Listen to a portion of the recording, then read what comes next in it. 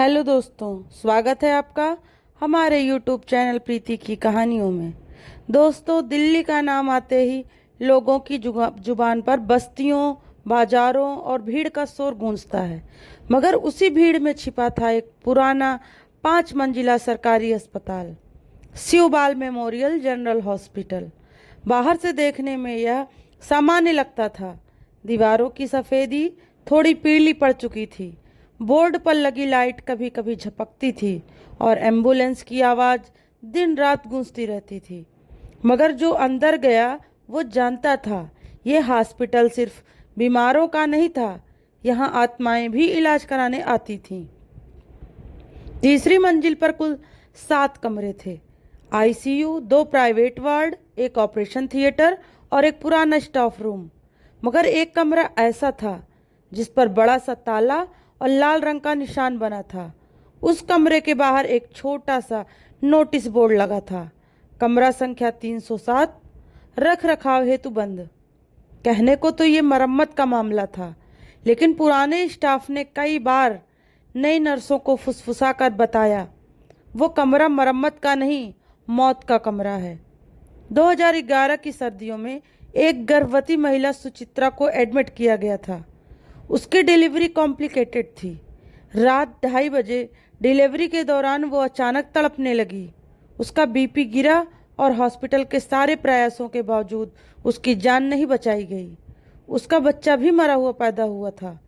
कहा जाता है डॉक्टरों ने उसे मौत नेचुरल का बताया, मगर नर्स रमा देवी ने बयान दिया, उसके मरने के कुछ सेकंड पहले मैंने उसे कहते सुना, मुझे मत छोड़ो, मेरा बच्चा रो रहा है।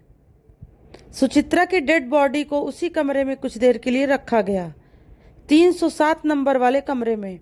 और तब से हर साल उसी रात को रात 2:30 बजे कोई महिला आईसीयू के पास रोती दिखती है। डॉक्टर अनिल वर्मा, जो कि उस ऑपरेशन के इंचार्ज थे, ने कुछ महीनों बाद अचानक इस्तीफा दे दिया। उन्होंने अपनी रिजिग्नेशन में सिर्फ एक लाइन लिखी थी, मैं डॉक्टर हूँ, भूत नहीं, मैं और जिंदा लाशों का इलाज नहीं कर सकता। उनकी यह बात सुनकर पूरा स्टाफ सकते में आ गया, लेकिन कोई सवाल नहीं पूछ सका, क्योंकि उन्हें उसी हफ्ते पार्क में पागलों की तरह चिल्लाते हुए देखा गया। बाद में पता चला वो मानसिक हॉस्पिटल में एडमिट हैं। हॉस्पिटल ने 2012 में सीसीटीवी कैमरे लगाए, मगर तीसरी मंजिल के कैमरे हर रात 2:30 से 3 बजे के बीच ब्लैक हो जाते। सिर्फ एक सफ़ेद धुंध सी चीज घूमती दिखाई देती। एक बार रिकॉर्डिंग में एक साया दिखा, सफ़ेद साड़ी, खुले बाल और गोद में एक मरा हुआ बच्चा। जब स्टाफ ने इसे देखने की कोशिश की, वो फाइल अपने आप डिलीट हो गई। हर नई नर्स को पहली ड्यूटी के पहले सीनियर स्टाफ एक खास चेतावनी देता, तीसरी मंजिल पर अकेले मत जाना, अगर कोई औरत तुम्हें बुलाए जवाब मत देना, और अगर बच्चा रोने की आवाज़ आए कान बंद कर लेना। नीलम शर्मा को भी ये चेतावनी मिली थी, मगर उसने इसे सिर्फ एक मजाक समझा। उसे क्या पता था, कुछ दरवाजे बंद इसलिए नहीं होते कि अंदर कुछ नहीं, बल्कि इसलिए कि अंदर जो है वो बाहर ना आ जाए। रमेश पिछले 12 सालों में उसी हॉस्पिटल में काम कर रहा था। वो जानता था कि तीसरी मंजिल पर कुछ तो है जो नॉर्मल नहीं है, लेकिन उसने कभी कुछ नहीं बोला। 2015 की एक ठंडी रात थी, दिसंबर का पहला हफ्ता, जब हॉस्पिटल के जनरेटर में खराबी आ गई और तीसरी मंजिल अंधेरे में डूब गई। रमेश को भेजा गया कि वह जाकर आईसीयू में बैकअप टॉर्च लगाकर मरीज को देख रेख करे। जैसे ही वो सीढ़ियां चढ़ा, उसे लगा कि कोई पीछे चल रहा है। उसने मुड़कर देखा, कोई नहीं था। आईसीयू के पास पहुंचते ही एक अजीब सी ठंडक उसके शरीर में समा गई। उसने जैसे ही टॉर्च ऑन की, देखा कमरा 307 का ताला खुला पड़ा था और अंदर से बच्चे के रोने की हल्की सी आवाज़ आ रही थी। रमेश की रूह कांप गई। उसने आंख बंद की और तेजी से नीचे भागा। अगली सुबह उसने इस्तीफा दे दिया। जब उससे पूछा गया कि क्यों जा रहे हो, तो उसका जवाब था, वो औरत अब सिर्फ रात में नहीं आती, अब वो लोगों के भीतर उतरने लगी है। 2016 से 2020 तक अस्पताल के 4 डॉक्टरों की अचानक मौत हो गई, बिना किसी मेडिकल कारण के। डॉक्टर नेहा कपूर तीसरी मंजिल पर पंखे से लटकती मिली, मगर उनके कमरे में कोई कुर्सी या टेबल नहीं थी। डॉक्टर प्रशांत राणा ऑपरेशन थिएटर में हार्ट अटैक से मारे गए, मगर उनकी उम्र सिर्फ 34 वर्ष थी।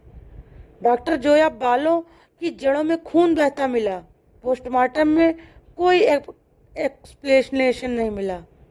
डॉक्टर अर्जुन मलिक आईसीयू में अकेले ड्यूटी पर थे, लेकिन अगली सुबह उनकी आंखें खुली की खुली रह गईं और चेहरा डर से नीला पड़ चुका था। अब इन सब की एक बात कॉमन थी, ये सभी कभी न कभी 307 नंबर वाले कमरे के आसपास ड्यूटी पर थे। 2021 में जब अस्पताल की दीवारों की मरम्मत शुरू हुई, तब मिस्त्रियों ने शिकायत की, हम जैसे ही पेंट करते हैं, रात को कोई दीवार पर नाखून से खरोच देता है। एक बार तो मुझे क्यों मारा लिखा हुआ मिला था। तब से ठेकेदार ने काम रोक दिया।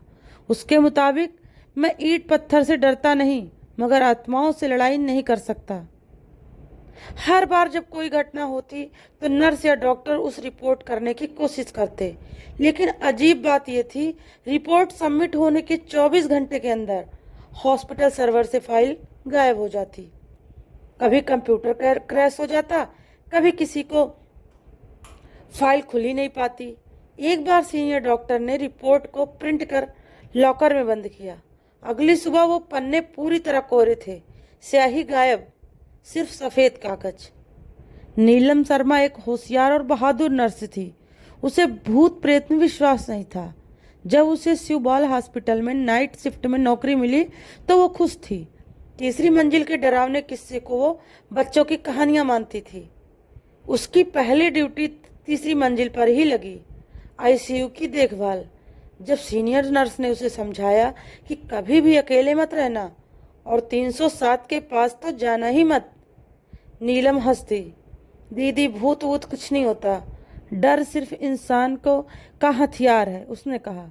मगर उसे क्या पता था, जो खून दीवारों से निकलता है वो इंसानों का नहीं होता। नीलम ने शिफ्ट ली, रात 9 बजे। उसकी पहली पोस्टिंग आईसीयू के बाहर थी। तीसरी मंजिल पर माहौल सन्नाटे से भरा था। लिफ्ट धीमी आवाज करती हुई खुली। जैसे ही नीलम बाहर निकली, उसे लगा जैसे हवा में कुछ अजीब सा भारीपन है, ऐसा जैसे कोई उसकी सांसों को रोक रहा हो। उसने ध्यान नहीं दिया, मगर सीढ़ियों के पास से गुजरते हुए उसे किसी की फुसफुसाहट सुनाई दी। नीलम! उसने पलट कर देखा, कोई नहीं था। शायद वहम होगा, उसने सोचा। नर्स स्टेशन पर पहुंचकर वह बैठ गई और आईसीयू की मॉनिटरिंग शुरू की। 2 मरीज भर्ती थे, एक बुजुर्ग महिला और दूसरा एक 6 साल का बच्चा, जिसे सड़क दुर्घटना में गंभीर चोटें आई थीं। घड़ी ने 12 बजाए, तभी इंटरकॉम बजा। 307 नंबर से कॉल आया। नीलम ने चौंक कर फोन उठाया, मगर दूसरी तरफ सिर्फ धीमी सांसों की आवाज़ थी और फिर एक औरत की आवाज़, मुझे बाहर निकालो। नीलम ने कॉल डिस्कनेक्ट कर दिया। उसका चेहरा पीला पड़ गया। उसने सीसीटीवी कैमरे ऑन किए। 307 का कमरा बंद था, मगर दरवाजे के नीचे से साया झांक रहा था। 1 बजे के करीब आईसीयू में भर्ती बच्चा अचानक चीख पड़ा, वो मुझे ले जाएगी, मत जाने दो। नीलम दौड़ती हुई अंदर गई, मगर वहाँ कोई नहीं था। बच्चा डर के मारे कांप रहा था और उसकी आंखें छत की ओर घूर रही थीं, जैसे किसी को देख रहा हो। नीलम ने उसके माथे पर पानी डाला और सुला दिया। वापस लौटते वक्त उसने दीवार से आते हुए फुसफुसाहटे शब्द सुने, तू नहीं बचेगी। उसने सिर झटक दिया। डरना नहीं है, ये सब वहम है। रात 2:45 बजे नीलम को एक चीख सुनाई दी आईसीयू के पास से। दौड़ कर गई, मगर वहाँ कोई नहीं था। वापसी में उसे कॉरिडोर में लाल जूते पड़े दिखे, खून से सने हुए, जैसे किसी छोटे बच्चे के हों। उसने उठाने के लिए हाथ बढ़ाया, मगर जैसे ही छुआ, जूते गायब हो गए। वहाँ सिर्फ पानी की बूंदें थीं। उसने इंटरकॉम से सिक्योरिटी को कॉल किया, मगर लाइन डेड थी। रात 3:10 पर एक जोर की हवा चली। लाइटें झपझपाई और कमरा 307 का दरवाजा धीरे धीरे खुद ब खुद खुल गया। नीलम का दिल जोरों से धड़कने लगा। दरवाजे के अंदर सिर्फ काली परछाई थी और बीच में एक स्टूल पर बैठी औरत, जिसकी आंख सफेद थी और बाल बिखरे हुए। वो धीरे धीरे बोल रही थी, तेरे भीतर जो डर है मैं उसी में जीती हूँ। नीलम की सांसें थम गई। उसने आंख बंद की और दौड़ लगाई सीढ़ियों की ओर, मगर हर सीढ़ी उसे वापस 307 के सामने ही लाकर खड़ा कर रही थी। वो सच में फंस चुकी थी। एक जोरदार झटका लगा और नीलम बेहोश हो गई। जब उसकी आंख खुली वो आईसीयू के अंदर थी, मगर सभी मॉनिटर बंद थे, मशीन डेड थी। तभी आईसीयू के अंदर शीशे पर एक उंगली से किसी ने लिखा, मैं मरी नहीं, मुझे जिंदा जला दिया गया था। नीलम कांप उठी। उसकी आंखों में आंसू थे। तभी बच्चा उठ बैठा और बेहद अजीब आवाज में बोला, दीदी वो तुम्हें अपने जैसा बनाना चाहती है। नीलम कांप उठी। उसकी आंखों में आंसू थे। तभी बच्चा उठ बैठा। नीलम बेहोश हो गई। नीलम की आंखें खुली तो अस्पताल के जनरल वार्ड में थी। पास में सीनियर नर्स रीता बैठी थी। तुम बेहोश कैसे हो गई थी? रीता ने पूछा। मैं नहीं जानती, बस अचानक से सब अंधेरा हो गया। नीलम ने झूठ कहा। असल में वो नहीं चाहती थी कि कोई उसे पागल समझे, मगर अंदर ही अंदर वो टूट रही थी। नीलम ने जब 307 नंबर कमरे के बारे में पूछा तो हर कोई चुप हो गया। सफाई कर्मी रमेश ने चुपके से उसे बताया, मैडम उस कमरे में कोई भीतर नहीं भर्ती किया जाता। वहाँ कोई रहता है पर वो इंसान नहीं है। नीलम चौंकी। क्या मतलब? रमेश धीरे से बोला, 10 साल पहले वहाँ एक महिला को आईसीयू में शिफ्ट किया गया था। वो बहुत दर्द में थी। पति ने इलाज बंद कर दिया और कहा कि वो उसे घर ले जाएगा, मगर उसने उसी कमरे में उस औरत को जिंदा जला दिया। नीलम ने अस्पताल के पुराने रिकॉर्ड देखने शुरू किए। 307 का केस 2013 में आखिरी बार अपडेट हुआ था। पेशेंट का नाम था संध्या मिश्रा, उम्र 29 वर्ष, मौत संदिग्ध परिस्थितियों में जलने से। फिर उसने एक पुराना सीसीटीवी फुटेज देखा जिसमें रात 2:45 एक आदमी कमरे से बाहर आता दिख रहा था, हाथों में तेल की बोतल और आंखों में डर। वो शख्स आज तक पकड़ा नहीं गया। अगली रात नीलम ने हिम्मत करके 307 के दरवाजे के सामने दिया जलाया और धीरे से बोली, अगर तुम कुछ कहना चाहती हो तो सामने आओ, मैं तुम्हारी मदद करना चाहती हूँ। धीरे धीरे दरवाजा खुला और एक ठंडी हवा का झोंका उसके चेहरे से टकराया। कमरे में वही परछाई, वही औरत, मगर इस बार वो बोल रही थी, मुझे इंसाफ चाहिए। जिसने मुझे जलाया वो आज भी जिंदा है, वो हंसता है और मैं यहाँ तड़पती हूँ। नीलम को संध्या की अलमारी के पीछे एक पुरानी डायरी मिली। डायरी में लिखा था, विवेक मुझे मार डालेगा। वो कहता है कि मैं नर्क हूँ, मगर वो नहीं जानता कि मैं एक माँ बनने वाली हूँ। अगर मुझे कुछ हो जाए तो मेरे बच्चे को बचा लेना। नीलम को समझ आया, संध्या मरते वक्त गर्भवती थी और शायद आत्मा आज भी अपनी संतान के लिए रो रही है। नीलम ने आरटीआई के जरिए पता लगाया कि संध्या का पति विवेक मिश्रा अब पटना में एक स्कूल में टीचर है। उसने अस्पताल मैनेजमेंट से छुट्टी ली और पटना पहुंच गई। एक स्कूल के बाहर खड़े होकर उसने पहली बार विवेक को देखा। एक शांत चेहरा, मगर आंखों में क्रूरता छिपी थी। नीलम ने उससे मिलने का नाटक किया और कहा, आपकी पत्नी का केस फिर से खुला है, क्या आप कुछ कहना चाहेंगे? विवेक की आंखों में चमक आ गई। वो औरत मर गई मगर मुझे छोड़ नहीं रही। क्या तुम उसी की तरह मरना चाहती हो? नीलम समझ गई, यही वो दरिंदा है। पटना के होटल के कमरे में बैठी नीलम ने संध्या की आत्मा से जुड़ी हर बात डायरी में नोट की। रात के 2 बजे एकदम से कमरे की बत्तियां बंद हो गईं।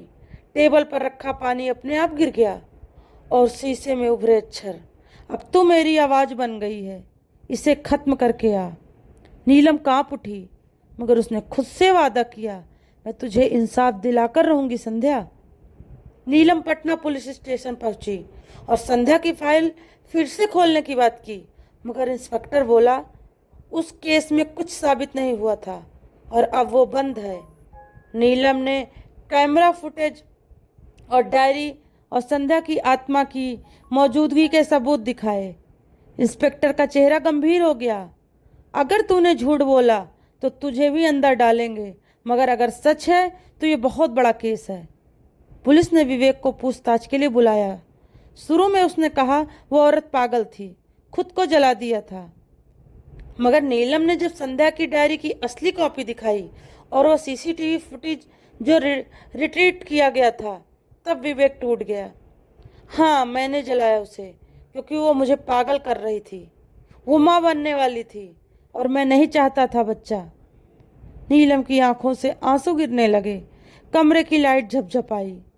तभी इंतकाम में खुद ब खुद आवाज आई, अब तू नहीं बचेगा। विवेक को पुलिस वैन में बिठाकर जेल ले जाया जा रहा था। रास्ते में एक सुनसान पुल पर गाड़ी रुक गई। ड्राइवर बेहोश। पुलिस वाले दरवाजा नहीं खोल पाए। गाड़ी के शीशे पर किसी ने खून से लिखा, बच्चे का बदला लिया जाएगा। तभी गाड़ी अपने आप लॉक हो गई और अंदर आग लगने लगी। विवेक चीखता रहा, मगर काले धुएं के बीच संध्या की आत्मा ने उसके शरीर को झुलसा कर राख कर दिया। अगली सुबह नीलम को एक सपना आया।